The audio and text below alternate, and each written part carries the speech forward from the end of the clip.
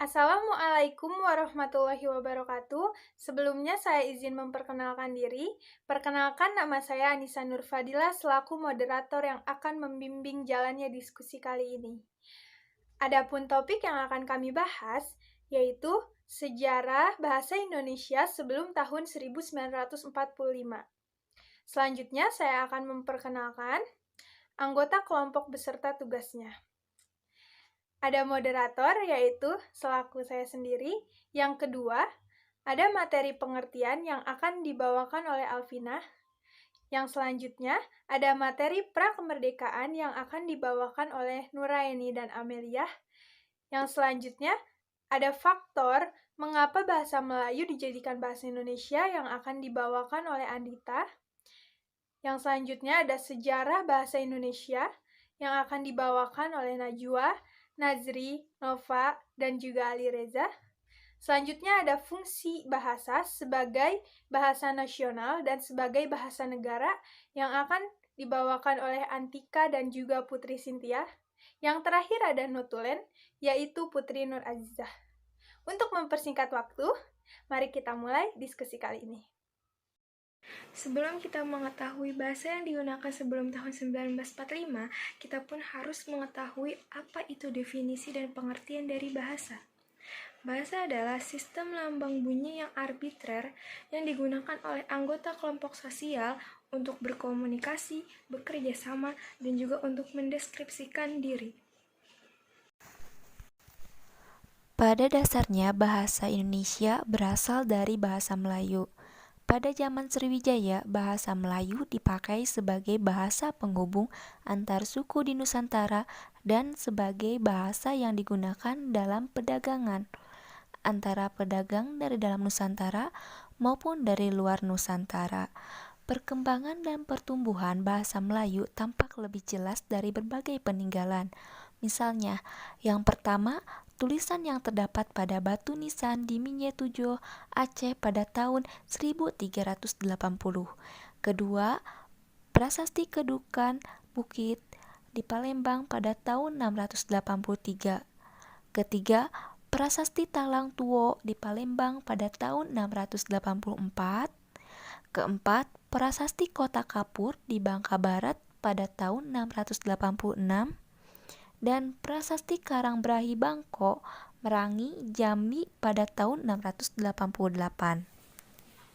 Bahasa Melayu di Indonesia kemudian digunakan sebagai lingua franca, tetapi pada waktu itu belum banyak yang menggunakannya sebagai bahasa ibu. Bahasa ibu masih menggunakan bahasa daerah yang jumlahnya mencapai 360 bahasa. Ada 4 faktor yang menyebabkan bahasa Melayu diangkat menjadi bahasa Indonesia, yaitu yang pertama, bahasa Melayu sudah merupakan bahasa lingkungan Fransa di Indonesia, bahasa penghubung dan bahasa perdagangan. 2. Sistem bahasa Melayu sederhana. Yang ketiga, suku Jawa, suku Sunda, dan suku-suku lainnya dengan sukarela menerima bahasa Indonesia menjadi bahasa nasional. 4. Bahasa Melayu mempunyai kesanggupan untuk dipakai sebagai bahasa kebudayaan dalam arti yang luas.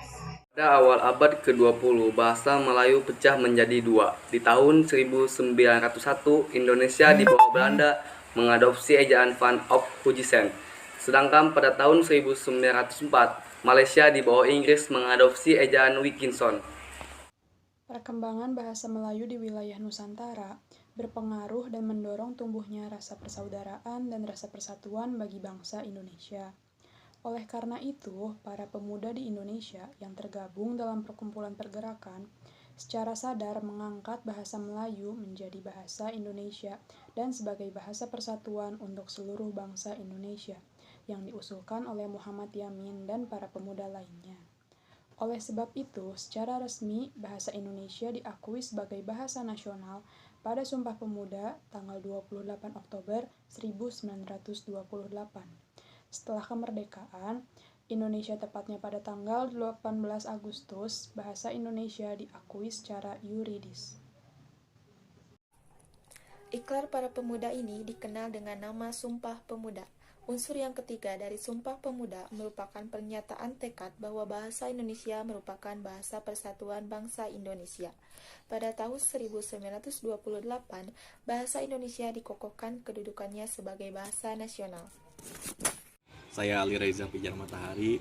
Di sini saya akan menjelaskan sejarah bahasa Indonesia secara konstitusional. Bahasa Indonesia dinyatakan kedudukannya sebagai bahasa negara pada tanggal 18 Agustus 1945. Karena pada saat itu UUD 1945 disahkan sebagai UUD NKRI. Di dalam UUD 1945 disebutkan bahwa bahasa negara adalah bahasa Indonesia pada bab 15 pasal 36. Dan kini bahasa Indonesia dipakai oleh berbagai lapisan masyarakat Indonesia. Di kalangan semuanya masyarakat itu dipakai bahasa Indonesia jadi sebagai bahasa nasional. Fungsi bahasa Indonesia sebagai bahasa negara. Bahasa resmi kenegaraan. Bahasa Indonesia merupakan identitas negara yang dibuat oleh orang Indonesia serta sebagai bahasa pemersatu. Oleh karena itu, bahasa Indonesia adalah bahasa resmi dan bahasa pemersatu. Bahasa pengantar dalam dunia pendidikan. Bahasa Indonesia berfungsi sebagai bahasa pengantar lembaga-lembaga pendidikan, dari mulai pendidikan terendah sampai pendidikan tertinggi di Indonesia. Alat perhubungan tingkat nasional. Bahasa Indonesia adalah sebagai lambang kenegaraan dan kebanggaan serta alat pemersatu suku budaya dan bahasa Nusantara. Alat pengembangan kebudayaan, ilmu pengetahuan, dan teknologi. Bahasa Indonesia juga digunakan sebagai bahasa untuk berkomunikasi antar negara Indonesia yang berasal dari suku dan budaya. Bahasa Indonesia juga berfungsi sebagai peran kemajuan dari pengembangan kebudayaan, ilmu pengetahuan, dan juga teknologi. Perkenalkan, nama saya Putri Cynthia Dewi. Di sini saya akan menjelaskan fungsi bahasa sebagai bahasa nasional. Bahasa nasional itu sendiri adalah bahasa yang secara umum digunakan untuk berhubungan atau berkomunikasi antar suku atau daerah. Yang pertama itu lambang kebanggaan bangsa. Bahasa Indonesia mencerminkan nilai-nilai luhur yang mendekati perilaku bangsa Indonesia.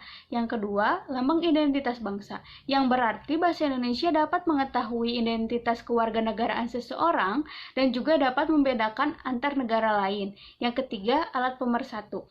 Mengacu pada keberagaman suku, agama, ras, dan budaya di Indonesia, bahasa Indonesia dijadikan sebagai media yang dapat membuat kesemua elemen masyarakat yang beragam tersebut ke dalam sebuah persatuan. Yang keempat, alat penghubung antar daerah. Masyarakat Indonesia terdiri dari berbagai suku dengan bahasa yang berbeda-beda, maka akan sulit jika berkomunikasi kecuali ada satu bahasa yang digunakan untuk bahasa nasional. Oleh karena itu, bahasa Indonesia digunakan sebagai alat komunikasi nasional. Demikian tadi presentasi dari kelompok kami. Marilah kita mengucapkan Alhamdulillahirobbil alamin. Saya Anissa sebagai moderator.